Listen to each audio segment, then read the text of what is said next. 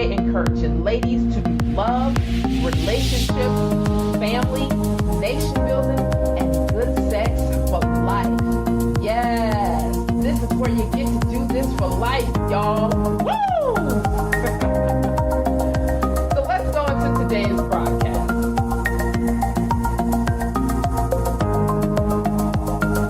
What's up, everyone? Back here again. Y'all ready to do this?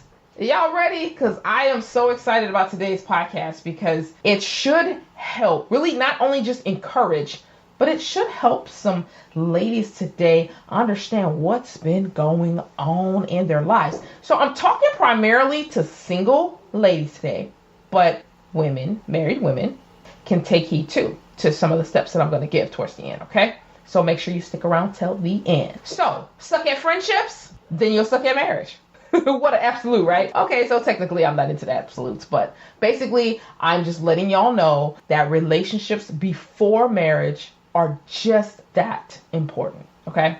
So, suck at friendships, then there is a great possibility that you'll suck at marriage as well. Okay, let's get into it. Have you ever noticed that the way we tend to choose a mate to marry oftentimes has to do with our connections outside of marriage, like before marriage? Think about it. Like the way we do relationships before marriage oftentimes determine the type of relationship in marriage we'll have. I'm going to say it again. The way we do relationships before marriage oftentimes determines the type of marriage we'll have. How about that? Now, let me break it down for you. Did you know oftentimes if you have stability in your relationships before marriage, you'll have stability in your marriage. Even through the tough times now, overall, you'll have stability in your marriage. If you have healthy relationships before you marry, you'll oftentimes have a healthy marriage. Even when your marriage isn't well, it's going into those periods of sickness, you'll find that your marriage is healthy overall. If you have functional relationships before marriage, oftentimes your marriage will be a functional one, even when there's dysfunctional moments and things you have to deal with. And this is a big one. If you have relationships where you are able to work out conflicts, well, in marriage, you'll be able to do those same things. Now, a lot of this depends on who you marry, but see, that's the point. How do we get to that point of choosing who we marry, right? See, oftentimes we choose a mate based off the way we relate to others. Did y'all hear that? Oftentimes we choose a mate based off the way we relate to others. Now, I'm not saying having healthy relationships will guarantee you a problem-free marriage or a marriage that's going to last. Nor am I saying if you don't have healthy relationships before marriage that you will have an unhealthy marriage. Just as I was saying earlier, I'm not into absolutes here. Because as I always say, there are exceptions to the rule. But what I am saying is that the relationships you have before marriage will oftentimes have an effect on who you choose to marry and how your marriage will function overall. Why? Because at the end of the day, marriage is just another relationship. I know saying that bothered a lot of you. What do you mean just another relationship? No, marriage is to be honored above all. And I know what the Bible says. And by the way, that's wisdom. But listen to what I'm saying. At the end of the day, marriage is just another relationship. I'm going to prove this now. Listen, many put marriage as so different than other relationships, but that's not technically true. Under the title of relationship, there's going to be marriage along with other types of relationships. Then let's talk about the similarities of marriage, friendships, and even kinships for that matter. Marriage is a covenant, right? But did you know so are friendships and kinships?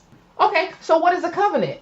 Well, one definition of covenant is an agreement that brings about a relationship. There's that word. Of what? Commitment between God and his people. Okay, y'all got that? The Jewish faith is based on the biblical covenants made with Abraham, Moses, and David. And what does that mean? It means you're actually supposed to be in covenants before you marry. But so many think marriage is the only covenant to have and the only covenant you'll ever have in life. And that's just simply not true. And this is why so many people believe you should forsake everyone for your marriage. But where does the Bible even say that, right? If we're going by the Bible here, where does it even say that? And you know what? That was in my vows too, y'all. A part of my vows said forsaking all others. Now, as of today, I can either see that in the way it was meant when we first married, which was meaning that my husband is above everyone else, and that as his wife, I am above anyone else. Okay? Or I can see it differently, that forsaking all others means those I'm in covenant with are above all after the Most High. Did y'all get that? Those I'm in covenant with are above. They're first. They come before everyone else after the Most High. You got it now? Because my husband and I started off our covenant that way, where no one was before either of us. And so then check it. We started having children, right? And we realized we may have been a bit extreme in our beliefs in this forsaking all others. For an example, let's just say I got to pick my husband up and I got to pick him up in a hurry. And he got to get somewhere. And as I'm on the way there, I see a mom on the side of the road, a pregnant mom at that. She has a toddler with her and they need a ride. So, and it's hot outside. And what I'm going to do, pass them up because my husband is above all others. I got to forsake all others. No, I'm probably going to pick them up, help them out, and then get to my husband. It doesn't mean that I love my husband any less. It doesn't mean that I'm breaking my covenant. It just means that he is above all others, but because we're no longer extremists in this situation, we're going to help those on the way to doing what I need to do for my husband. And see, that's what I'm saying. This type of thinking started when we had children. Like, people would say to us, like, you got to put your husband first, this, that, and the other. But there were times when my husband had needs and the baby had needs. Whose needs do I meet first? That should be, this day and time in my mind, I'm like, that's easy. Tend to the baby, get them settled in, and then go take care of your husband, whatever that is. But at the time, literally, this is what people believed and what they said us, and it said to us, and we believed that. But then when we started having children woke us up that, you know what? It's not always going to be this way, literally. Maybe it means more figurative. Maybe it was more of a figurative statement, right? Forsaking all others, right? But we found out we can be in covenant with others. And those who we are in covenant with are the ones that I'm going to put above everyone who I'm not in covenant with. How, right? Okay, listen. It doesn't mean I don't stop and help people or do this, but the way that I actually prove that I'm in covenant with people and the way they prove it to me is by how we give our time, my energy, my love, my support, my sacrifices, and even all of me. I give that to those I'm in covenant with before all others. It doesn't mean others won't get some of my time. It doesn't mean others won't get some of my energy, my love, and my support, and even some sacrifice and all of that. But when it comes to those who I'm in covenant with, they're going to get all of me. Because I don't know how to do it halfway, y'all. I have to do all. So even when I'm helping others, they still get all of me. I give them my all. But I mean, I'm taking it back because I got to move on to the next person, to the next person. And so what I'm saying is, but in my covenants, they get my energy, my time, my support, my sacrifice. They get that, and they're going to get it before I give it to others. That's why when I say before, it doesn't mean necessarily they are going to be in order of first. All right. I can see when you look at the word before that means first, but that means that they're going to get more of it. All right. So I may get on the side of the road and pick up the single mother and her toddler, the pregnant single mother and her toddler on the way to pick up my husband. And I may even spend a little time talking to her, seeing if she okay, has what she needs. But at the end of the day, I'm going to be spending most of my time and energy with my husband and those I love and those who I'm in covenant with. Does that make sense, y'all? I tried to kind of clear that up a bit because I didn't want to confuse y'all. But now what I just said about what I do with my time, my energy, my love, my support, my sacrifices, and giving all of me, right? Don't many of us do this in our friendships? For those of us who have friends, true friends, good relationships, don't we do this? We just don't call our friendships covenant friendships. Now, I do. When I learned better, I started doing this. I've been doing this for a few years now. But most of us don't say covenant friendships because technically you really don't have to say that because it's supposed to be implied. Because many of us don't even know when we're actually in a covenant. Yeah, we didn't even know that we are actually in covenant with those we do life with. Yeah, y'all, seriously. We're in covenant with those we do life with. Let's go further. Let's talk more about covenant. Let's go further because I feel like I may be losing some of y'all. Just stay with me. Okay. Another definition of covenant is a bond. Simply that, a bond. And what is a bond? A force or a feeling that unites people. It's like having a common emotion or interest. And do you know a synonym of bond? relationship. Y'all about to see, it's about to come full circle in a minute, y'all. Just stay with me. What does relationship mean, right? It's the state of being connected by what? Blood or marriage. So what kind of connections do we have by blood? So we don't understand the kind of connection we have by marriage. That's one relationship. See what I said? By marriage is just another relationship. But what about by blood? What does that mean? Who's by blood? Kinships, right? And what does that mean? That means we are automatically in covenant with those who are our blood, our family, our children. That's automatic. Another synonym of bond is friendship. See what I mean? This is coming full circle, y'all. And what's a synonym of friendship? Attachment. So in all of this, when it comes to relationships, we have bond, a covenant by blood, by marriage, a bond by a common emotional interest, or a force. So let's talk more on how we're supposed to have covenants before marriage.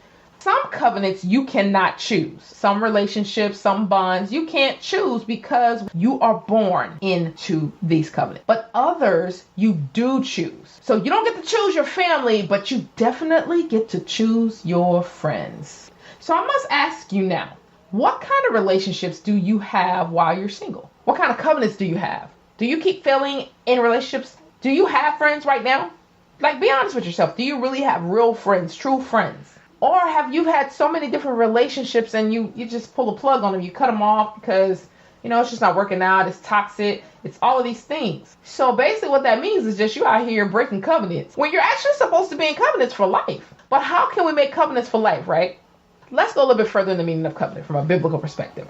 Now, I love talking about etymology and the meaning of words, especially in a biblical perspective, because it takes us deeper than just what Google or dictionary.com can do. The Greek and Hebrew word for covenant is berith, okay, berith. And it actually means to cut, but not like many would think as in cut off. It doesn't mean like to cut people off and no longer talk to them. No, it actually means to cut as in compact, because made by passing between pieces of flesh. Now, keep following me here. Many times in the Bible, covenants were made when man and God, or even man to man, in those covenants, flesh had to be cut. Basically, that meant circumcision. So it means to cut off, cut as in a selection. It means to create something, to choose something qualified, to cut down, like you would cut down a wood that you selected from a tree. I mean, would you pick the strongest wood or the weakest wood to burn a fire? And also to select in order to feed. This is all the meanings of the Greek and Hebrew word covenant, berith. So, for example, many covenants were established and celebrated with breaking bread together, right? In other words, too many of us are doing covenant choosing wrong, which got us resulting in cutting folks off, not talking to them. But what we need to be doing is choosing covenants right, like it emphatically shows in the Bible. We need to choose qualified people, select the strongest one eligible for covenant with us, and then establish that thing with the breaking of bread, meaning celebrate it before all. Why are we waiting until marriage to have ceremonies to celebrate these unions, these bonds? When biblically, when covenants were established, they had celebrations and breaking of bread just right then and there, or they set it up. They let people know this is a covenant between man and God, or this is a covenant between man and man, or this is a covenant between nation and nation. So do y'all see what I mean about the Greek and Hebrew word for covenant means to cut? Okay, so it's like saying to select, like you're choosing it from among. You're looking at what's the strongest wood. That's what the Bible is talking about. That's what the definition is. You're looking at the strongest wood, the strongest one that's useful for covenant. You're choosing qualified people. So, in other words, if we qualify right, and then all parties involved does this, hint, hint, choose them made wisely, will there really be cutting off of people and failure of relationships? More than likely not. But what that'll end up being? There'll be more selecting wisely, right? And this is why nation building is super important. Those in the Bible days built nations so they could have mates for their children. That's not the only reason, but that was one. They would select and establish covenants from within the nation. Remember my husband and I were saying on a recent Build a Nation podcast that the nation takes care of its own. So when you have a nation and it takes care of its own, it starts with covenant and then it creates more covenant. So Do you have good friendships? Do you take care of one another in these friendships? Do you look out for one another in these friendships? Do you have each other's backs in these friendships? Then you should be choosing your mates like you choose your friends. Did y'all get that? You should be choosing your mates like you choose your friends. If you have good friendships and you take care of one another and you look out for one another and you have each other's backs, then you should be choosing your mates like you choose your friends. Ultimately, what I'm saying is if you fail at friendships, you will oftentimes fail at marriage. If you suck at friendships, you'll oftentimes suck at marriage. Why? Because marriage is just another relationship, a bond, a covenant. It includes living together, living among one another, living together. And it may include sex, but outside of sex, how many of us have lived with family and friends, right? So we do the same in marriage. We live in households together. We create homes together, right? So let me make it clear again. If you fail at friendships, oftentimes you will fail at marriage because just like friendships, marriage is just another ship where you relate. Remember that. If you fail at friendships, oftentimes you will fail at marriage because just like friendships, marriage is just another ship where you relate. That's what it is. You relate with friends. You relate with family. You relate with mates. You should never choose to be in covenant with those who are not qualified. So you want to know why some of you are divorced? And you may say, well, no, I have a BFF and we good and my marriage still failed. Okay, you may be an exception. Notice I said why some of you are divorced. And this is not to throw anything up in divorced people's faces. It's nothing like that at all. It's just saying that it's been proven time and time again that how we relate to others before marriage is how we will relate to our mates in marriage. Okay? So some of you may be an exception to this rule, but if you talk to the average divorcee, many will tell you their other relationships didn't last either, or their other relationships were also very dysfunctional, whether it's with family or friends. Think about it. The Most High said, I will never break my covenant with you. So how do we end up breaking so many covenants? Many of us don't even know we were in covenants, and then many of us are not selecting covenants properly. We're not choosing wisely. That's why the first step in that Pav and I talk about in building a nation is not choosing a mate. It is choosing a mate wisely. There's a difference. Anybody can choose a mate. Anybody can choose a friend. But do we do it wisely? So in order to do that, we feel with Build a Nation, we actually feel very strongly that you must choose your friends wisely as well. You must choose your relationships wisely as well. How do you think you're going to choose the right mate and you can't even choose the right friends? How do you think you're just going to up and cultivate a healthy marriage when you don't cultivate healthy relationships outside of marriage or before you get married? How do you really think you would just jump up in a functional marriage, which is another relationship, but have been in nothing but dysfunctional relationships all your life? Now, some people will up and get that, all right? Or they say luck up, but most times that's not the case. Most times we end up in the same kind of marriages our parents had, or the same kind of marriages, the culture that we're in, the environment we're in had, or the way that we, were with our friends and our friendship relationships, okay? This is actually a big reason so many of us divorce. It's because we divorce, which is put away, so many covenants of relationships. It's a habitual habit of ours. That means we don't correctly and wisely choose people to be in relationships with. If we did, it will be a habit, a pattern, a way of life in choosing covenant keepers. But we covenant breakers, so we stay choosing other covenant breakers, right? Law of attraction and law of entertaining those attractions, right? I mean, no, really, think about it. It's habitual. If we're continually losing friendships, continually having relationships that don't work out before we ever even enter marriage, falling out with our families, y'all think about it. What do you think's going to happen when you get married? Y'all just going to stay together? Now, I know there's exceptions to the rule. Some of us out there have been through some very, very hard times, and we finally get into a marriage, and it's about the only healthy relationship we have. But then oftentimes we'll be lonely, not just in the marriage itself, like alienated from our spouse. I'm not talking about that. I'm talking about we won't have nothing but that marriage, and many will be so unfulfilled. So people talk about how high the divorce rate is, but did you know the rate of second marriages failing is even higher than the rate of first marriages failing? And it gets even ridiculously worse in those who are married for the third time. Why am I telling you this? Because this is basically what listen to me. If people are getting married the first time and divorcing, and then they get married again and divorce, and then they get married a third time, Do you not think that they were doing this before they ever entered into a marriage? You don't think that this is what a lot of their friendships were like? They were having friendships that failed and now marriages that fail. Come on, y'all, think about it. It's related. I know people personally who have broken covenants on every level. Family, friends, marriage, you name it. They are a walking party of one to this day. And they really believe it is better to be alone than in covenant with anyone.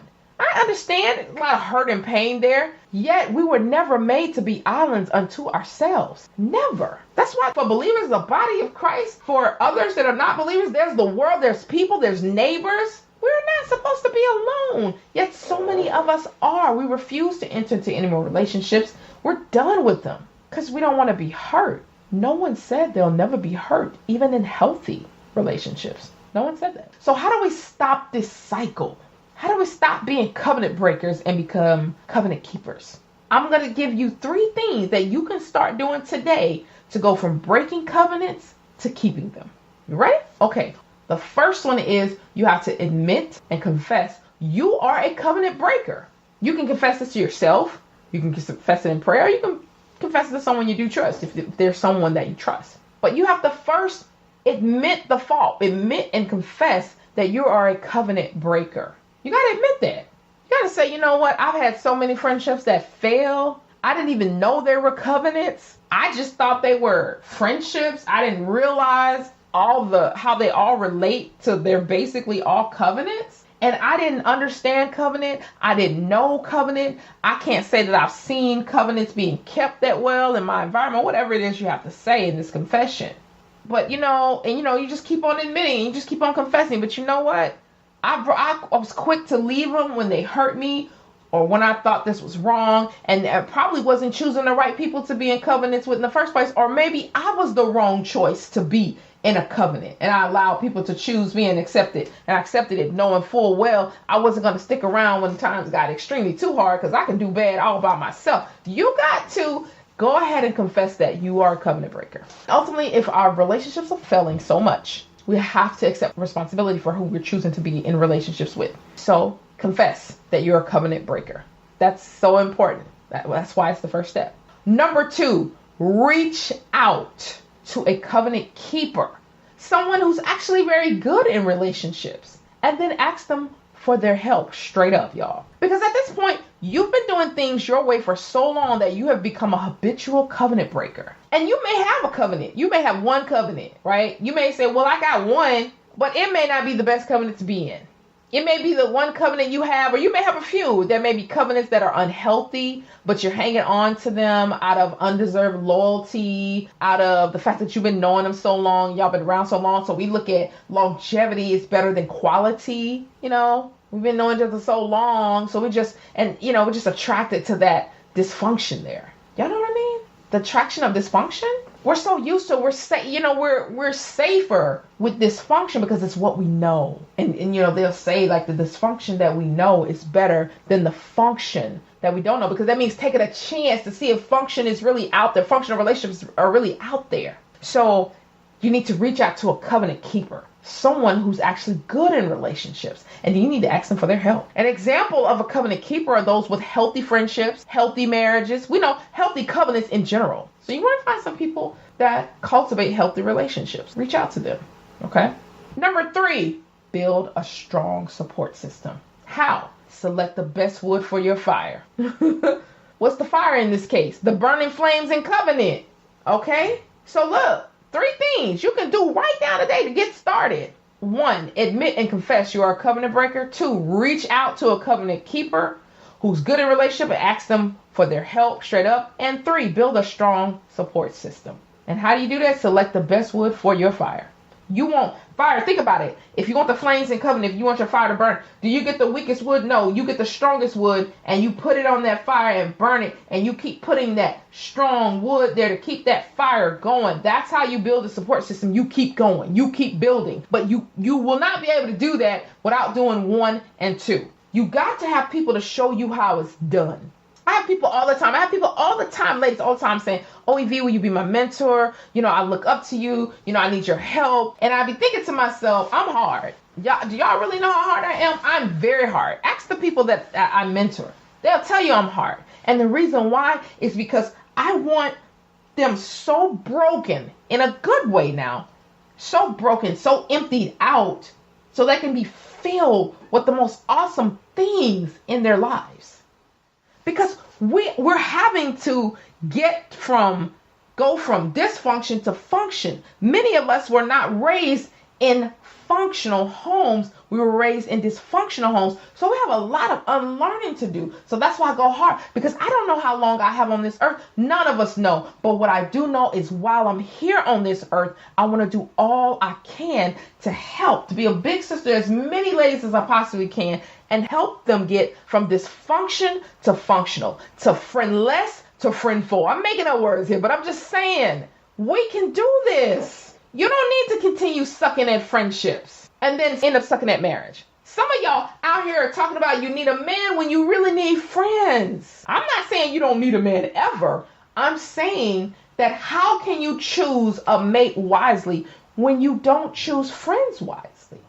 Listen, I'm here for you. I got to call you out and I want to help. At the same time, we got to be realistic here. We got to speak in truth here. Many of you single ladies are looking for a man to marry and do life with and build a nation. But oftentimes, we can't get to choosing a mate wisely if we haven't chosen our relationships before marriage wisely. It doesn't always have to be that way, ladies. You can do this thing. You can do it. And don't hide behind your introverts. I'm not going to pick on introverts today because I'm an extreme extrovert, proud of it. But ladies who are introverts, you can't hide behind that. You got to build, and in order to build, you have to make friends. I'm not saying you have to make a lot of friends. I'm not even saying you have to have a whole lot of people in your support system. I'm going to tell y'all a story. I'm going to end today's podcast with a story. I grew up in dysfunction, abuse, all of that. So I chose men in dysfunction. I chose guys and men in dysfunction. And I had a lot of dysfunctional dating relationships. Oh my goodness, did I not? I also had a lot of dysfunctional friendships. I did. I was always hanging with my squad at the time. And literally all we did all the time was, is we would either get together and drink, go get with some guys, stay up all night doing that kind of stuff at the clubs, looking for guys, looking for drinks. And then we'd be getting in fights all the time. Had a gun pulled on me before. Now I had a gun pulled on me from one of my boyfriends because this is the kind of guys that I dated. I was with a guy and he was about to go rob somebody. I'm sitting in the car. He gets out the car. He stops at a stop sign, gets out the car, and other guy's walking. He walks up to the guy and was about to rob him. He pulled out his gun, pulled it on the guy, and was trying to take his coat from him, and then realized it was his cousin. This was my life at one time, y'all. And then he gets this one guy, I'm talking about the same guy, right? And he goes to jail for him and his squad trying to rob an armor truck. They tried to rob that because one of the guys was on the inside. One of them worked for the armor truck company. The other one worked for the store that they was picking up. They had it all planned out. I didn't know about the plan, but next thing I know, everybody's calling me saying, "You seen such and such on TV. Girl, he done tried to." I'm like embarrassed. I'm shocked. And I didn't want my parents to see. Too late. They saw it. They were saying you can't be with him anymore. And then I'm sneaking around being with this guy.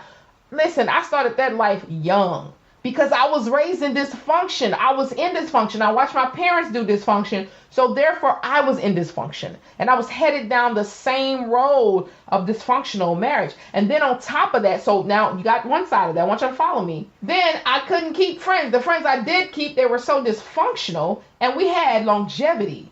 You know what I mean? It wasn't really quality, but we had longevity. No disrespect, because I know I see some of them today and I'll be like, what up? It's cool, it's still, but there was so much dysfunction there. So that's why a lot of the relationships I was entering into, whether it was friendships or dating relationships, they were also dysfunctional. That's all I attracted. That's all I entertained. It was a turn on to have those kinds of relationships too. The adrenaline always kept me pumping. The bad boys, you know what I mean?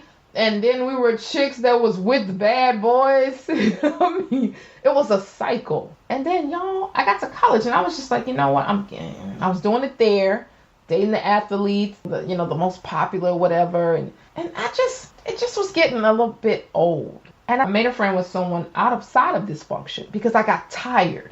I remember I didn't even know the Most High at the time, but I got tired of it. I got tired of dysfunction. So I was tired. I was so tired. So sometimes it takes you getting tired of having this type of dysfunction. And then you get tired of the relationships you're trying to have, that they're not good, because I kept choosing the wrong people to be in relationships with, but I was also being chosen to be in relationships, and I was the wrong person to be in relationships with. I was just, because I just wasn't any, I was so dysfunctional. So y'all, as time went on, I chose this friend. I was so glad I chose her, because she showed me the ropes of what functional was. She came from a 2-parent home that it was functional. She had 2 best friends. They came from 2-parent homes that were functional. People been married a long time. People that would come on campus to see them and bring their other siblings. And I was just like, wow. And I remember looking at this saying, I want this. It's the first time I really realized I really want something like this, And then as time went on, y'all, because of this choosing of this relationship, the one right thing I seem to have done in those days, I end up finding some mentors. Because when you come from dysfunction, it's hard to have dysfunction people in a support system that's just gonna collapse when you need it to be strong. They're not gonna always have the best advice. Don't get me wrong, they have some worldly wisdom out there that can help in certain times, but they're not gonna be able to help you to where you need it, to where you really, really need it the most. They're gonna give you stuff from their surroundings, and it won't be able to help you outside your surroundings. I know that life, y'all. So I got these 2 ladies who were also in healthy marriages, had children. One was in her late 20s when I met her. The other was in her 30s. They were best friends with healthy marriages, with amazing husbands, raising their children up in the admonition of the Most High. And then I began to learn. I sat at their feet and I began to learn. They were a part of my support system. Every guy that I was thinking about dating, I brought to them first. They had to meet them first. I had to get the approval from them. I never did anything like that before. Get approval? Nah, I chose or whatever. But I first had to admit that I was a covenant breaker. And I admitted, now I didn't do it the way that I'm telling y'all to do it. The way that I admitted it was saying, I'm tired of this. Something's not right with me. I'm attracting all of this foolishness and I'm involving myself in all of this foolishness. I want something different. And then the next thing I did was reach out to a covenant keeper. I saw this chick on campus and I was like, I want to befriend her. She's like the around the way girl. She's like, everybody on campus seems to love her. Like when her name was mentioned, everybody was like, oh yeah, that's such and such. She's dope. She's cool. She's this. She's that. I was like, okay, that, we are attracted to people. So we've got to check how our attractions are. We need to be attracted to more good people. Even if we're on dysfunction, we should be attracted to someone that's functional that can help us come out of that dysfunction. So by her introducing me to her other friends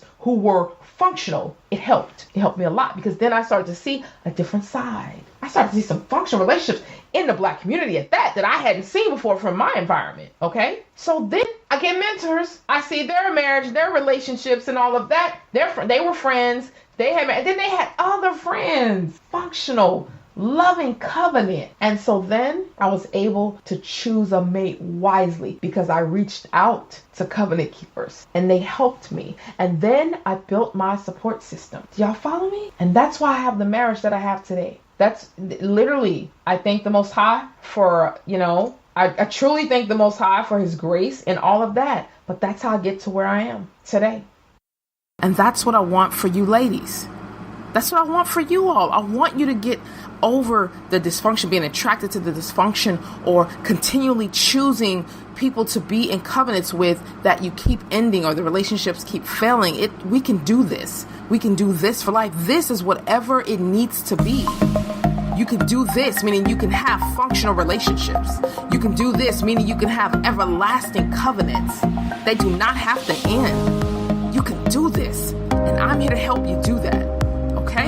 So I hope y'all will follow me today because it's on my heart to share this with y'all.